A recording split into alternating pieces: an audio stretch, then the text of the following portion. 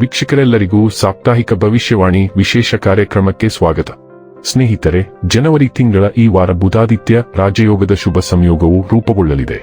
ಈ ವಾರ ಸೂರ್ಯ ಮತ್ತು ಬುಧ ಸಂಯೋಗವು ಸೃಷ್ಟಿಯಾಗುವುದರಿಂದ ಬುಧಾದಿತ್ಯ ರಾಜಯೋಗದ ನಿರ್ಮಾಣವಾಗುವುದು. ಜ್ಯೋತಿಷ್ಯ ಶಾಸ್ತ್ರದ ಪ್ರಕಾರ ಬುಧಾದಿತ್ಯ ರಾಜಯೋಗವು ವ್ಯಕ್ತಿಗೆ ಲಾಭ, ಗೌರವ, ಖ್ಯಾತಿ ಹಾಗೂ ವೃತ್ತಿ ಜೀವನದಲ್ಲಿ ಹೊಸ ಅವಕಾಶಗಳನ್ನು ನೀಡಲಿದೆ. ಗ್ರಹಗಳ ಶುಭ ಸಂಯೋಗದ ಲಾಭವನ್ನು ವಿಶೇಷವಾಗಿ ಜನರು ಪಡೆಯಲಿದ್ದಾರೆ. ಗೌರವ, ಖ್ಯಾತಿಯೊಂದಿಗೆ ಸರ್ಕಾರಿ ಕ್ಷೇತ್ರದಲ್ಲಿ ಯಶಸ್ಸು ಮತ್ತು ದೊಡ್ಡ ಸರ್ಪ್ರೈಸ್ ಪಡೆಯುವರು. ಜನವರಿ 5 ರಿಂದ ಜನವರಿ 11 ರವರೆಗಿನ ಮೇಷರಾಶಿಯವರ ಭವಿಷ್ಯವನ್ನು ತಿಳಿದುಕೊಳ್ಳೋಣ. ಈ ವಾರ ಮೇಷರಾಶಿಯವರ ಫಲಾಫಲಗಳೇನು, ಗ್ರಹಗತಿಗಳು ಹೇಗಿರಲಿವೆ, ಕೌಟುಂಬಿಕ, ಸಾಮಾಜಿಕ ಜೀವನ ಹಾಗೂ ವ್ಯಾಪಾರ ವಹಿವಾಟು ಹೇಗೆ ನಡೆಯಲಿದೆ, ಅಲ್ಲದೆ ಯಾವೆಲ್ಲ ಸಮಸ್ಯೆಗಳು ನಿಮ್ಮನ್ನು ಈ ಸಾಪ್ತಾಹಿಕದಲ್ಲಿ ಕಾಡಲಿವೆ, ಅವುಗಳಿಗೆ ಪರಿಹಾರಗಳೇನು ಎಂಬುದನ್ನು ತಿಳಿಯಲು ಈ ವಿಡಿಯೋವನ್ನು ಸಂಪೂರ್ಣವಾಗಿ ವೀಕ್ಷಿಸಿ. ನೀವಿನ್ನೂ ನಮ್ಮ ಚಾನೆಲ್ ಸಬ್ಸ್ಕ್ರೈಬ್ ಮಾಡದೇ ಇದ್ದರೆ ಕೂಡಲೇ ನಮ್ಮ ಚಾನೆಲ್ ಸಬ್ಸ್ಕ್ರೈಬ್ ಮಾಡಿ. ಹೆಚ್ಚಿನ ವಿಡಿಯೋ ಅಪ್ಡೇಟ್ಗಾಗಿ ಪಕ್ಕದ ಬೆಲ್ ಐಕಾನ್ ಬಟನ್ ಕ್ಲಿಕ್ ಮಾಡಿ. ಸ್ನೇಹಿತರೆ, ಚಂದ್ರನ ರಾಶಿಗೆ ಹೋಲಿಸಿದರೆ ಶನಿ 12ನೇ ಮನೆಯಲ್ಲಿರುವುದರಿಂದ ಈ ವಾರ ವಿಶೇಷ ಗಮನಹರಿಸಿ ವಾಹನ ಚಲಾಯಿಸಿ. ವಿಶೇಷವಾಗಿ ತೀಕ್ಷ್ಣವಾದ ತಿರುವುಗಳು ಮತ್ತು ಚೌಕಗಳಲ್ಲಿ ನಿಮ್ಮ ಕಣ್ಣು ಮತ್ತು ಕಿವಿಗಳನ್ನು ತೆರೆದಿರಿ. ಇಲ್ಲದಿದ್ದರೆ ನೀವು ಯಾವುದೇ ಅಪಘಾತಕ್ಕೆ ಬಲಿಯಾಗಬಹುದು.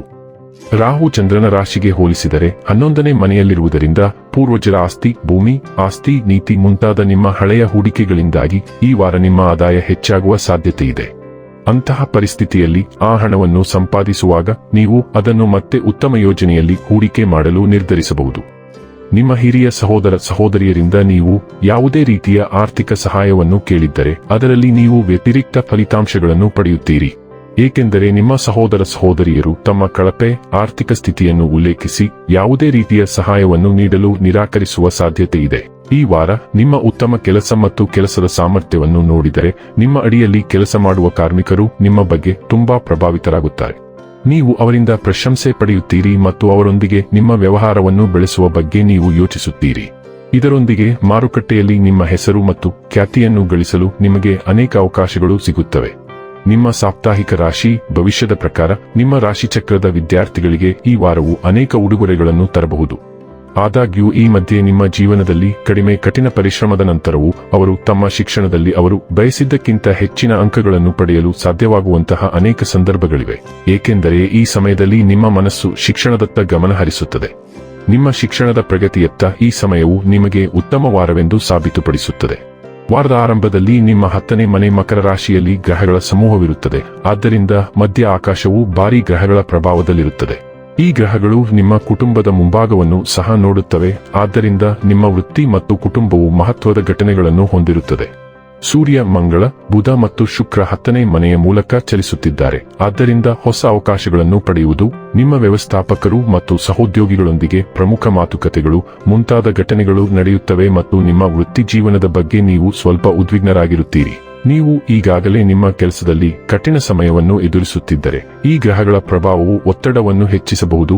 ಆದ್ದರಿಂದ ನೀವು ನಿಮ್ಮ ಕರ್ತವ್ಯಗಳನ್ನು ಚೆನ್ನಾಗಿ ನಿರ್ವಹಿಸಬೇಕಾಗುತ್ತದೆ. ಉದ್ಯೋಗಾಕಾಂಕ್ಷಿಗಳಿಗೆ ಇದು ಒಂದು ಸುವರ್ಣ ಅವಕಾಶ, ಏಕೆಂದರೆ ಅವರಿಗೆ ಕೆಲವು ಸಂದರ್ಶನ ಕರೆಗಳು ಸಹ ಬರುತ್ತವೆ ಮತ್ತು ಅವರು ಮುಂದಿನ 30 ದಿನಗಳವರೆಗೆ ಹೊಸ ಉದ್ಯೋಗಗಳಿಗೆ ಅರ್ಜಿ ಸಲ್ಲಿಸುತ್ತಲೇ ಇರಬೇಕು. ಆಡಳಿತ, ಕ್ರೀಡೆ, ಸೃಜನಶೀಲತೆ ಮತ್ತು ಸಂವಹನ ಕ್ಷೇತ್ರದಲ್ಲಿ ಕೆಲಸ ಮಾಡುವವರಿಗೆ ಹೊಸ ಉದ್ಯೋಗ ಪಡೆಯಲು ಹೆಚ್ಚಿನ ಅವಕಾಶಗಳು ಇರುತ್ತವೆ. ಈ ಗ್ರಹಗಳು 4ನೇ ಮನೆಯ ಮೇಲೆ ದೃಷ್ಟಿ ಬೀರುತ್ತವೆ. ಆದ್ದರಿಂದ ಮನೆಯಲ್ಲಿಯೂ ಸಹ ನೀವು ಮನೆಯಲ್ಲಿ ಹೆಚ್ಚುವರಿ ಜವಾಬ್ದಾರಿಗಳನ್ನು ತೆಗೆದುಕೊಳ್ಳಬೇಕಾಗುತ್ತದೆ. ಮನೆಯಲ್ಲಿ ಹಿರಿಯರೊಂದಿಗೆ ಸಂಪರ್ಕ ಹೊಂದಿದ ಜವಾಬ್ದಾರಿಗಳು, ರಿಯಲ್ ಎಸ್ಟೇಟ್ ವ್ಯವಹಾರಗಳು, ನವೀಕರಣ ಮತ್ತು ಮನೆಯಿಂದಲೇ ಕೆಲಸ ಮಾಡುವ ಅವಕಾಶಗಳು ಸಹ ನಿಮಗೆ ಇರುತ್ತವೆ. ವಾರಾಂತ್ಯದಲ್ಲಿ ಚಂದ್ರನು ಕುಂಭ ರಾಶಿಯಲ್ಲಿ ಪ್ಲೂಟೋವನ್ನು ವರ್ಗೀಕರಿಸುತ್ತಾನೆ. ಆದ್ದರಿಂದ ಈ ದಿನವು ನಿಮ್ಮ ಹಿರಿಯ ಸಹೋದರರಿಗೆ ಮತ್ತು ಹೊಸ ಸಂಸ್ಥೆಗಳಿಗೆ ಸೇರಲು ಬಯಸುವವರಿಗೆ ಮುಖ್ಯವಾಗಿದೆ. ಆದಾಗ್ಯೂ ನೀವು ನಿಮ್ಮ ಯುದ್ಧಗಳನ್ನು ಬುದ್ಧಿವಂತಿಕೆಯಿಂದ ಆರಿಸಿಕೊಳ್ಳಬೇಕು. ಇಲ್ಲದಿದ್ದರೆ ನಿಮ್ಮ ಹಿರಿಯ ಸಹೋದರರ ತಂಡದ ಸದಸ್ಯರೊಂದಿಗೆ ಅನಗತ್ಯ ಘರ್ಷಣೆಗಳು ಉಂಟಾಗುತ್ತವೆ. ಮಂಗಳವು ನಿಮ್ಮ ರಾಶಿಯ ದೃಷ್ಟಿಯಲ್ಲಿದೆ.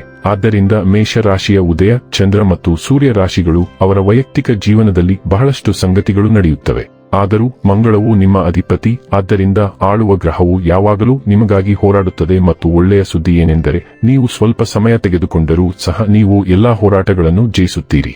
ಇನ್ನು ಕೊನೆಯದಾಗಿ ಮಾಡಿಕೊಳ್ಳಬೇಕಾದ ಉಪಾಯಗಳ ಕುರಿತು ನೋಡುವುದಾದರೆ ಪ್ರತಿದಿನ ನರಸಿಂಹ ದೇವರನ್ನು ಪೂಜಿಸಿ. ವೀಕ್ಷಕರೇ, ಇದಾಗಿತ್ತು ಮೇಷರಾಶಿಯ ಜಾತಕದವರ ಜನವರಿ 5 ರಿಂದ ಜನವರಿ 11 ರವರೆಗಿನ ಫಲದ ಮಾಹಿತಿ ಇಷ್ಟವಾದರೆ ವಿಡಿಯೋವನ್ನು ಲೈಕ್ ಮತ್ತು ಶೇರ್ ಮಾಡಿ. ಹಾಗೆ ಚಾನೆಲ್ ಸಬ್ಸ್ಕ್ರೈಬ್ ಮಾಡುವುದರ ಜೊತೆಗೆ ನಿರಂತರ ವಿಡಿಯೋ ಅಪ್ಡೇಟ್ಸ್ಗಳಿಗಾಗಿ ಪಕ್ಕದ ಬೆಲ್ ಐಕಾನ್ ಕ್ಲಿಕ್ ಮಾಡಿ.